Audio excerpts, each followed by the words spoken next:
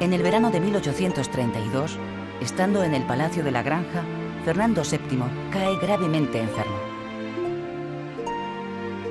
La enfermedad del rey es aprovechada por uno de sus ministros, Diego Calomarde, para que éste firme un documento por el que se restablece la ley sálica. Pero esa intriga palaciega, cuyo único objetivo es conseguir el acceso al trono del infante don Carlos, fracasa en cuanto Fernando VII se restablece. En vista de lo sucedido, el rey decide deshacerse de sus ministros más integristas y recurre a liberales moderados en una operación destinada a obtener su apoyo para asegurarse de que su hija Isabel le suceda en el trono. El nuevo gobierno, más reformista que el anterior, decreta una amplia amnistía para los liberales en el exilio y toma medidas contundentes contra los realistas. El infante don Carlos, el pretendiente, es expulsado de España. Además, y para asegurarse la sucesión de su hija, la infanta Isabel, que aún no ha cumplido los 3 años, el rey se las arregla para que jure como princesa de Asturias.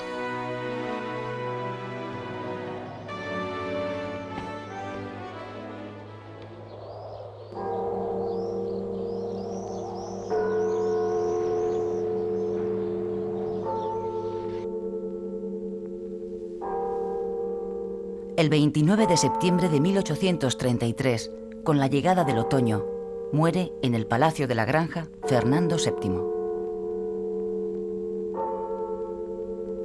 El que fue último monarca absolutista de España había iniciado su reinado en 1808 en vísperas de una guerra y lo termina dejando a la nación en puertas de otro enfrentamiento, pero esta vez entre españoles.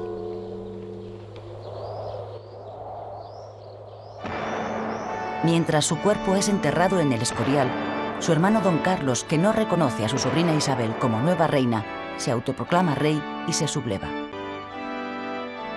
Sus partidarios, llamados los carlistas, se levantan con él. Comienza así la primera guerra carlista que desgarrará al país durante los siguientes 7 años.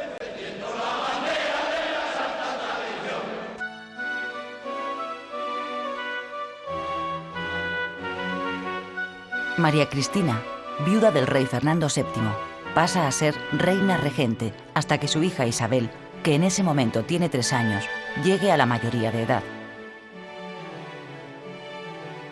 La reina gobernadora, que hereda de su marido todos los poderes del Estado, necesita salvar el trono de su hija y hacer frente a los carlistas sublevados. Para lograr ambas cosas, busca el apoyo de los liberales. Para formar el gobierno recurre a los viejos liberales que en su día participaron en las Cortes de Cádiz y que ahora son moderados. Los liberales, por su parte, colaboran con la reina, con la esperanza de poder poner en marcha su propia revolución, es decir, convertir la monarquía absoluta en monarquía constitucional y reformar a fondo la estructura económica de España para que el país pueda equipararse al resto de las naciones europeas.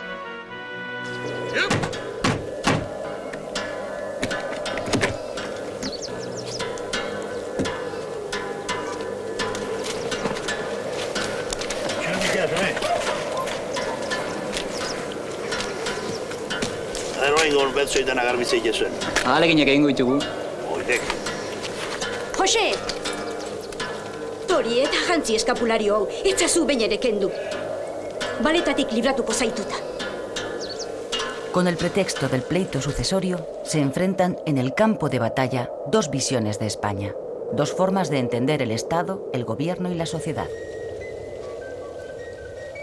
En un bando pugna por imponerse la idea de la monarquía tradicional, representada por el infante don Carlos, respaldado por la intransigencia religiosa del clero rural y de los campesinos de Cataluña, Aragón, Valencia, Navarra y las provincias vascongadas. ¡A la batalla, a la lucha! Hay hierro más que abundante aún en nuestras montañas y madera más que suficiente en nuestros bosques para armar vuestros brazos y así anodar al enemigo que levanta la destructora tea del incendio sobre el hogar en el que visteis morir a vuestros padres.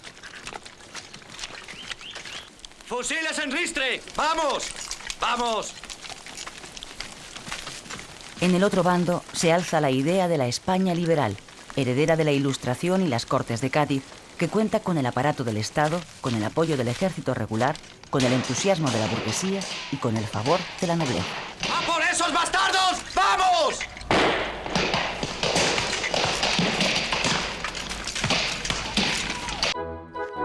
El escritor y político Francisco Martínez de la Rosa, que había participado activamente en la elaboración de la Constitución de 1812 en Cádiz, defendiendo posiciones radicales y que ahora es un liberal moderado, es el elegido por la reina regente para pilotar la transición desde el absolutismo al liberalismo.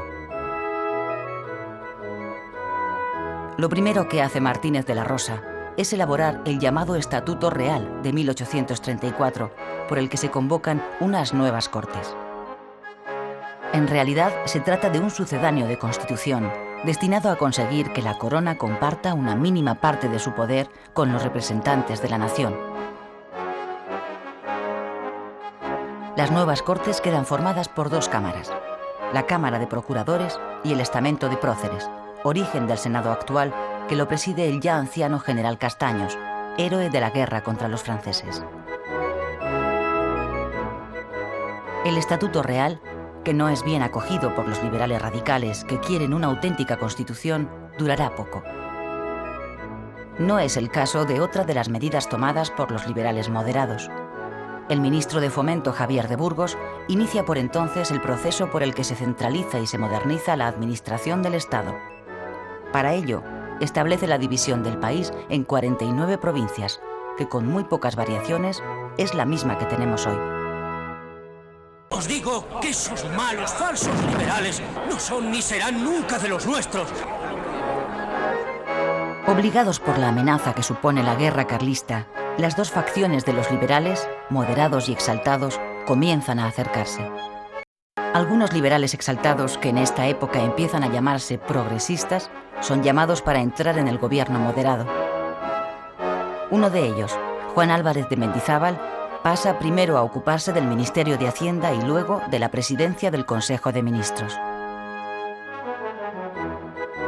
Con el propósito de conseguir recursos para financiar los refuerzos que el ejército liberal necesita para poder ganar la guerra civil, el nuevo presidente progresista, Mendizábal, decide desamortizar los bienes eclesiásticos.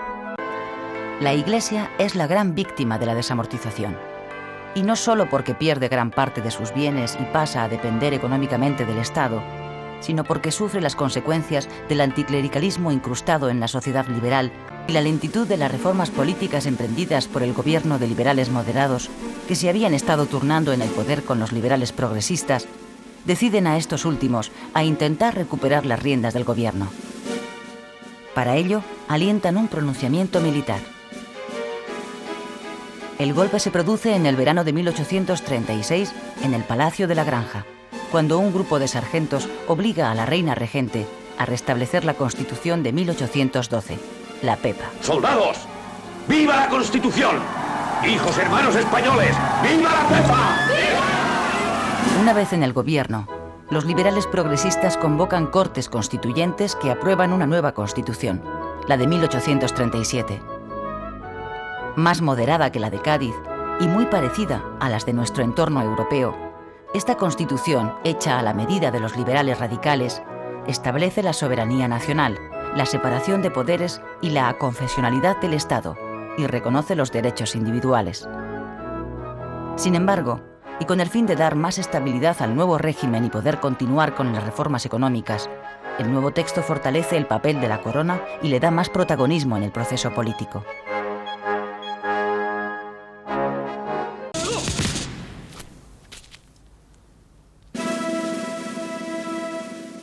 La primera guerra carlista acaba en el norte con el llamado Abrazo de Vergara entre los dos jefes militares enfrentados, Maroto por los carlistas y Espartero por los isabelinos.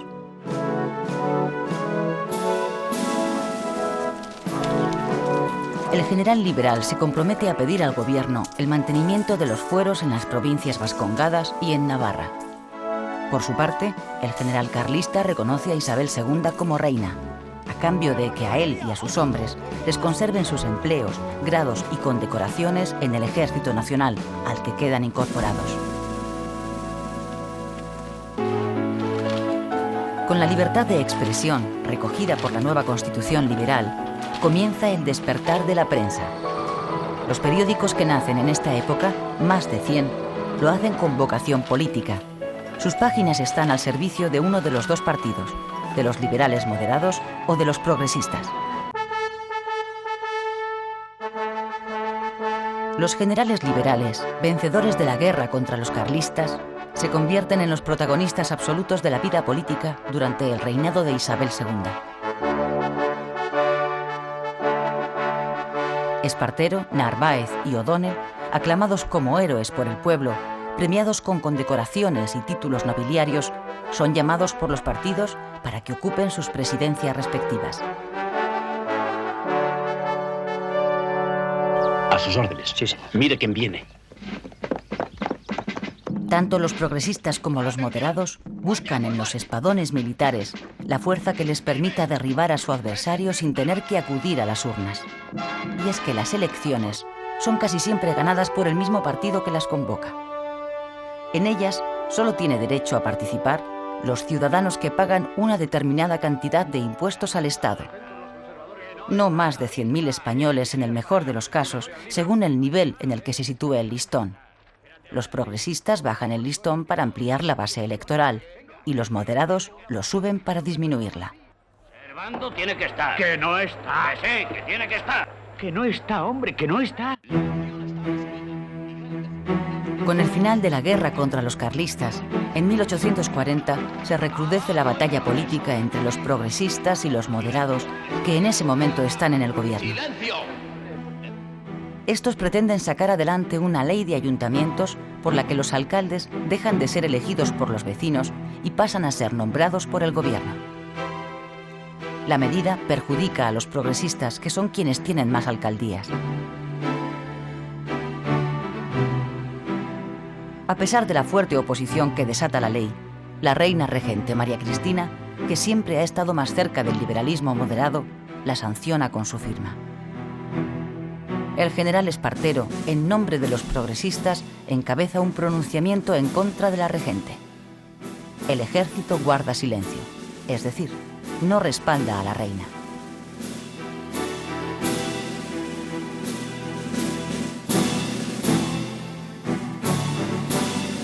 María Cristina comprueba hasta qué punto se ha quedado sin apoyos y decide renunciar a la regencia y optar por el exilio. Su hija, la reina Isabel, que en ese momento tiene solo 10 años, se queda en España esperando la mayoría de edad para reinar. Espartero es proclamado nuevo regente. Se inicia con él el régimen de los espadones. Baldomero Espartero, llamado el general del pueblo y líder del Partido Progresista, es uno de los personajes más populares de la España del siglo XIX. Hijo de un modesto constructor de carros de La Mancha, es nombrado conde de Luchana y duque de la Victoria. Aclamado como héroe de la Guerra Civil, llega a ser conocido como el pacificador de España. Pero sus dotes políticas no están a la altura de las militares. Gobierna de manera autoritaria, rodeado de una camarilla y manteniendo al margen de las decisiones políticas a gran parte de los notables de su partido. Reprime con dureza los levantamientos que pretenden derribarle del gobierno. Bombardea varios barrios de Barcelona para sofocar un motín y manda fusilar, entre otros, al militar liberal Diego de León. Su mandato desata tal grado de oposición que consigue unir a todos los liberales, progresistas y moderados para acabar con los excesos de su poder personal.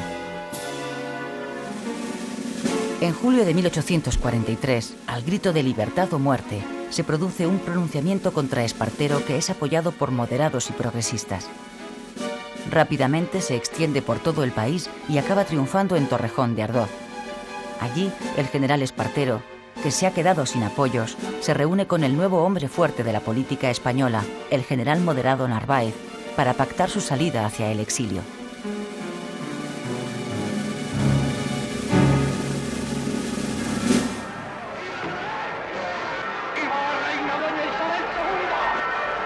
Derribado Espartero y ante la falta de regente, las Cortes declaran mayor de edad a Isabel II, que acaba de cumplir 13 años, y la proclaman reina.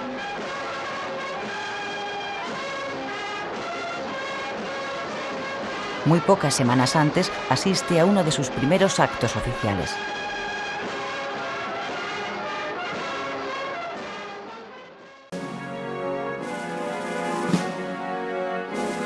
El capitán general Ramón María Narváez asume la presidencia del gobierno en 1844 y permanece 10 años en el cargo. Conocido como el Espadón de Loja por su lugar de nacimiento, Narváez se convierte en el hombre fuerte del Estado y del Partido Moderado. Sus objetivos son fortalecer la corona, centralizar la administración y establecer un orden público más eficaz. Órdenes, mi capitán. Formada la fuerza.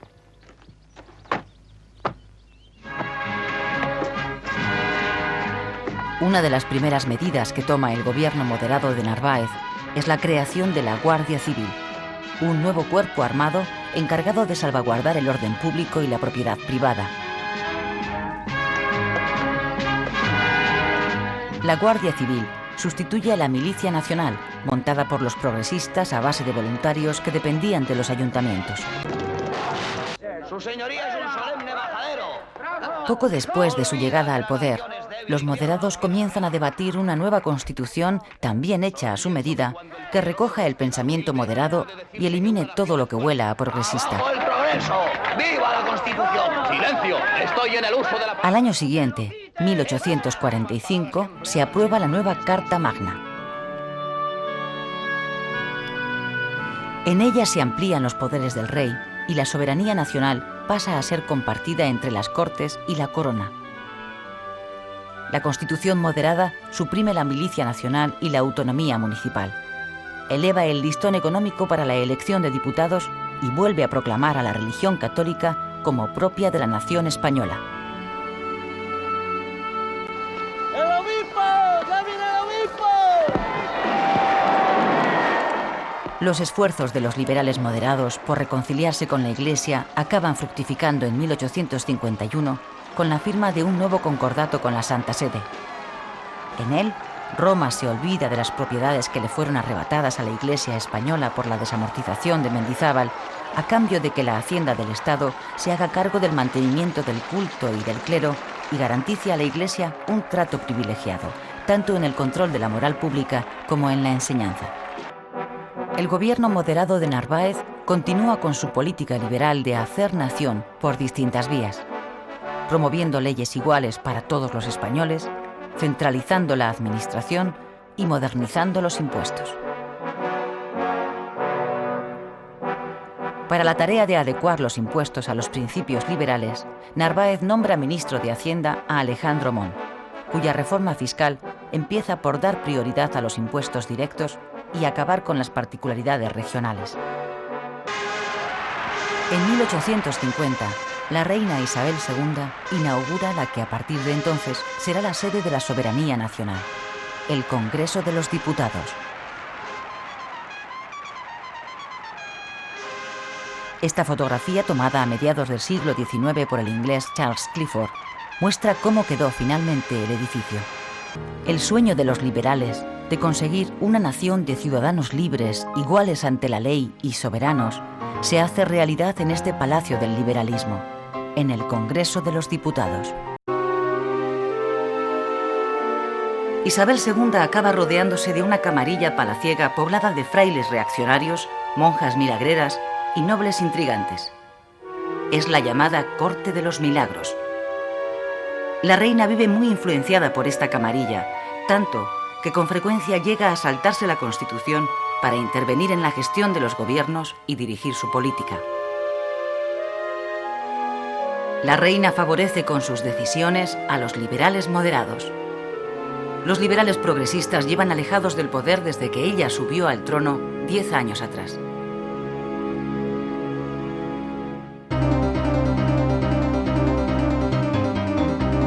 Por lo que se refiere a los liberales moderados, esos 10 años de ejercicio del poder les han desgastado.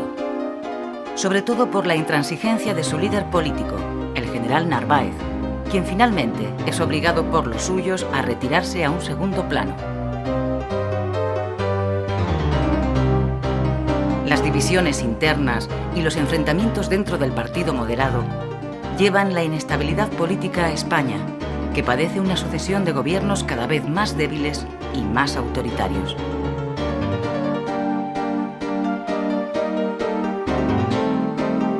El descontento se extiende incluso entre los propios moderados. En 1854, un grupo de militantes, moderados pero reformistas, que quieren recuperar para el partido el espíritu liberal de la Constitución de 1845, pone en marcha una conspiración para derribar por la fuerza a su propio gobierno.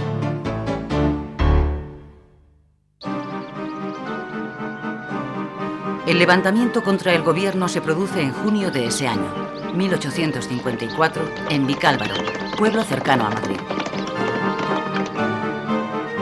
El golpe de Estado lo encabeza una vez más un militar. En esta ocasión, el espadón es el del general liberal moderado Leopoldo O'Donnell. En la localidad de Manzanares, O'Donnell recibe el apoyo del general Francisco Serrano. Los dos militares deciden lanzar un manifiesto conjunto para conseguir la movilización de los liberales progresistas, sin los cuales la insurrección tiene el fracaso asegurado. El manifiesto lo redacta un joven malagueño, el liberal moderado Antonio Cánovas. En él se pide una regeneración de la política, un trono sin camarillas, una nueva ley electoral, libertad de expresión, más autonomía local y una bajada de impuestos. Es decir, reclamaciones progresistas. ¡Viva el general O'Donnell! ¡Viva! ¡Viva la libertad! ¡Viva! El manifiesto surte efecto. Varias ciudades apoyan la sublevación. Las calles de Barcelona, Valencia, Valladolid, Madrid y Málaga se llenan de amotinados que se hacen con los poderes locales y crean juntas revolucionarias.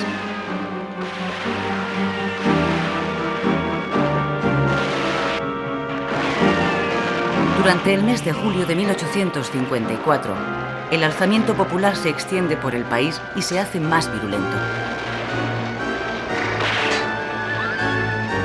Se suceden los disturbios y los asaltos y saqueos a los palacetes de los hombres de negocios. Llega un momento en que el levantamiento escapa al control de quienes lo habían iniciado y se convierte en una sublevación popular.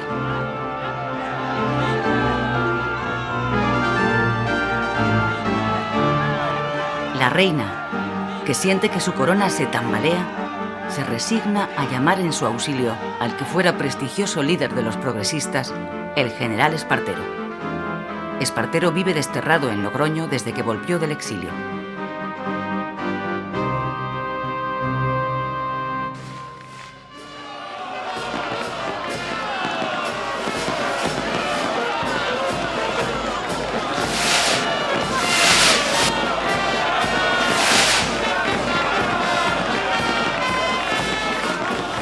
Espartero es nombrado presidente del gobierno.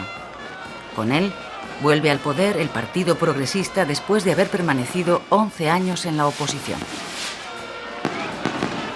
El general O'Donnell, que había sido el promotor del levantamiento, se tiene que conformar con entrar en el nuevo gobierno como ministro de la guerra. O'Donnell decide fundar un partido centrista, la Unión Liberal, que pretende aglutinar a los más flexibles de los moderados y de los progresistas. El gobierno progresista convoca elecciones y las gana. Enseguida, las Cortes se disponen a redactar una nueva constitución más acorde con la idea progresista de lo que debe ser España.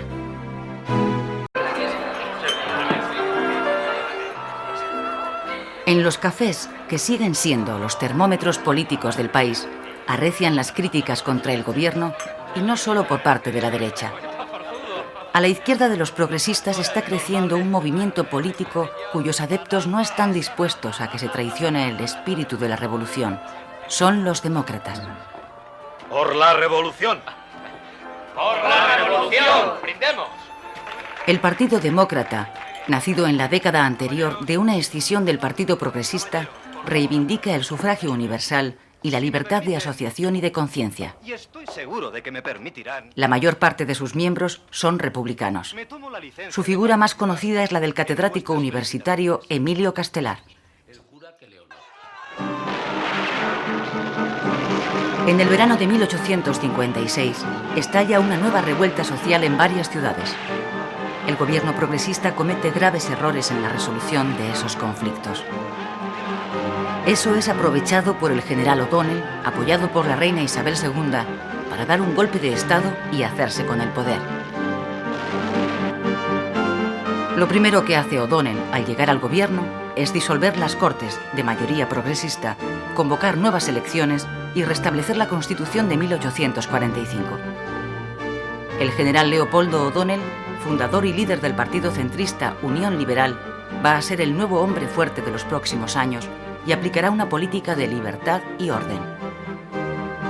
Durante 10 años, su partido se alternará en el gobierno con los liberales moderados del general Narváez, dejando fuera a los progresistas.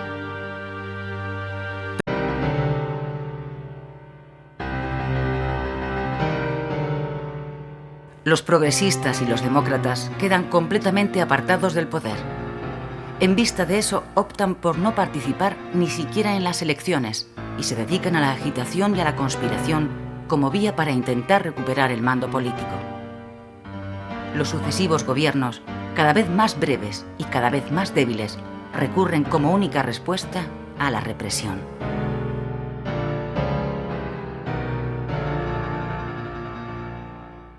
Es una vergüenza que un hombre como Castelar haya sido expulsado de su cátedra por motivos políticos. El catedrático Emilio Castelar, del mismo modo que otros intelectuales próximos al Partido Demócrata, utiliza las aulas universitarias para difundir sus ideas de cambio.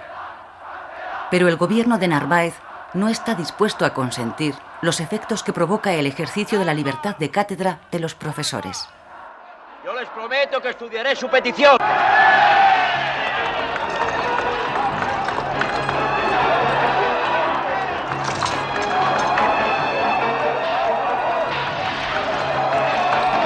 Esta es la primera gran revuelta universitaria que se produce en España. Y es también la primera vez que el gobierno recurre a la Guardia Civil para reprimir con dureza una algarada.